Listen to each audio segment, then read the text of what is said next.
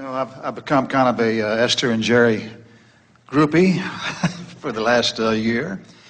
I want to thank you very much for calling on me, and also... Some young people told Jerry and Esther that they were the new Grateful Dead as they were following them from place to place. No. They said, because Abraham's dead and we're grateful. This, I want to ask a question about manifesting.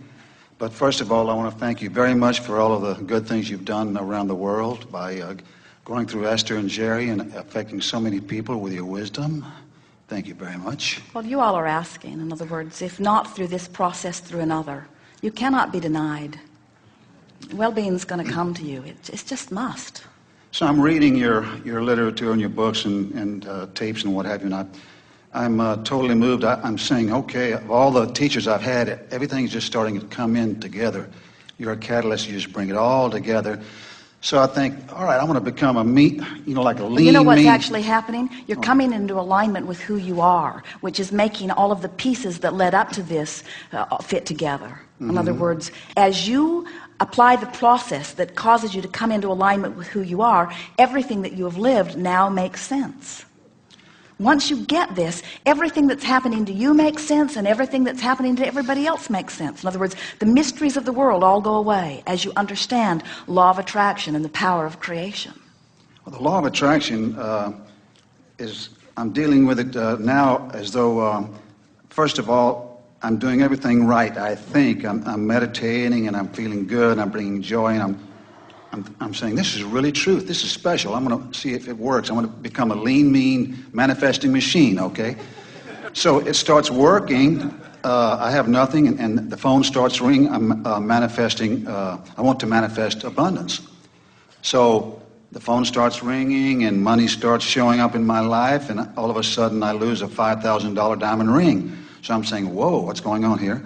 And so almost simultaneously at the same era, the same time about a year ago, when I'm really doing some serious meditating and even maybe a little mantra, like the Wayne Dyer recommends for meditating. And so I'm in my home. It's about a 50-year vintage home, and I'm saying, I've got to remodel this home, but I don't have the money to do it. So I'm wandering around. I go from bathroom to downstairs. I'm saying, this has got to be remodeled, but I can't afford it, so I'm going to have to do it myself.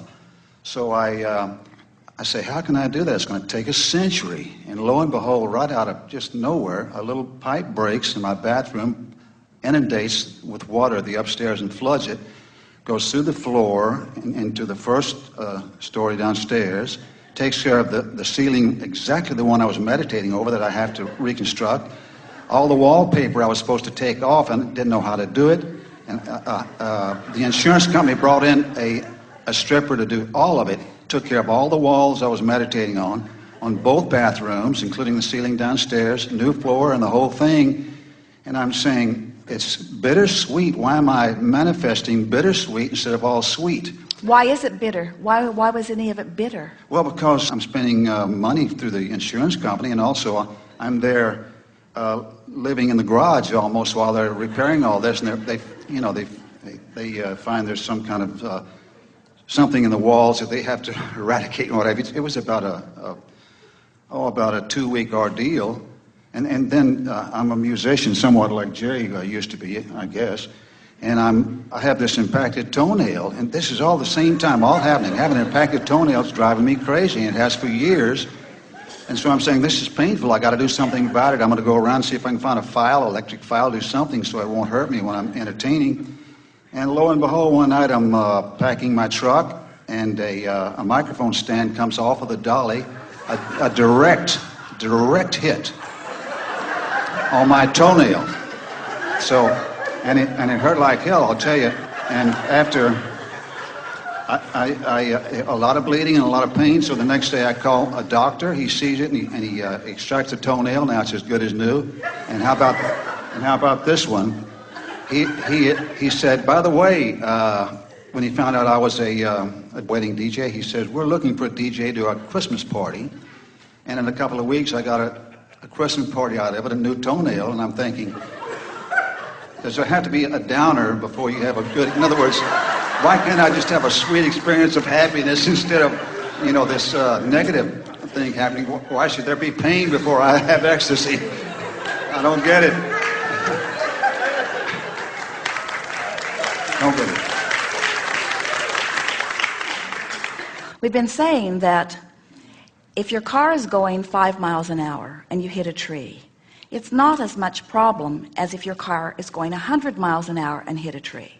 So sometimes in the beginning of deliberately applying thought, you can get out of balance in the sense that you goose up your desire disproportionate to your ability to allow.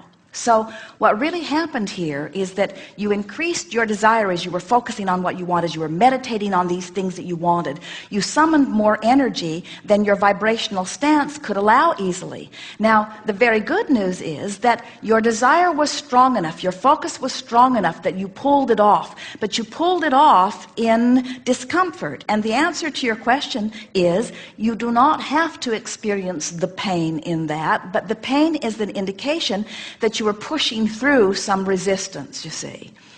Often this happens when people are impatient about wanting to make things happen. And we say that the rule of thumb is be as specific as you can be in your visualizing and still feel good. In other words, when you try to make something happen before you're really ready to make it happen, but you really want it to happen, what we meant earlier when we said someone who really, really wants a relationship and they want it now. They're just sick and tired of being without someone and they really, really want it. So they meditate on having a relationship and having it now. And their desire to have the relationship is so strong, the universe will bring them one, but it will be a painful relationship because they didn't clean up their vibration before they demanded that it come. And so what we're really wanting to say to you is that during your meditations, if you can just apply one statement and mean it as you say it, all things in perfect time. In other words, universe, I know that you have broader view, and I know that you know everything that I want. I know that you know what's waiting for me in vibrational escrow. I know you know what my vibrational state of allowing is. I'm working to bring myself into vibrational alignment with what I'm wanting. So yield to me as much as is possible in a comfortable way. And that's the way it will come to you. Really, it is. Well, could this be from trying too hard? Because when I first started Those are the meditating... perfect words. Those are the best words that you could have spoken about it. Trying too hard. Not trusting that the universe is going to lay it out in a way and get it done. So we call it micromanaging, getting overly involved, trying to do too much with action. For heaven's sakes, you were going to do the remodeling yourself. You were so determined to do it, you see. One other item before I split. This is really interesting and quite funny, as a matter of fact. I'm reading your book about manifesting a little red car. It's always a red car for some reason. So I want to manifest a van. I really want this van big time, but I didn't want a red.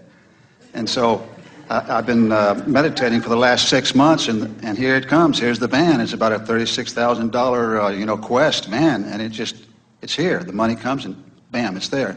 But it's red. And guess what? I love it. I like it better than I would what I wanted to start with. And it's funny, I was wondering if that had anything to do with my subconscious reading these books. Yes. Here's the thing. You get what you think about whether you want it or not. So when you think about the van that you want, but you say, I don't want it to be red, what the universe hears is red van. Okay. So what you want to do is you want to talk about what you do want. You see, in this universe that is all about vibration and all about energy, it's attraction based, which means there's no exclusion. When you see this thing you want and you give your attention to it, you include it in your vibration. When you see this thing you don't want and you shout no at it, you include it in your vibration.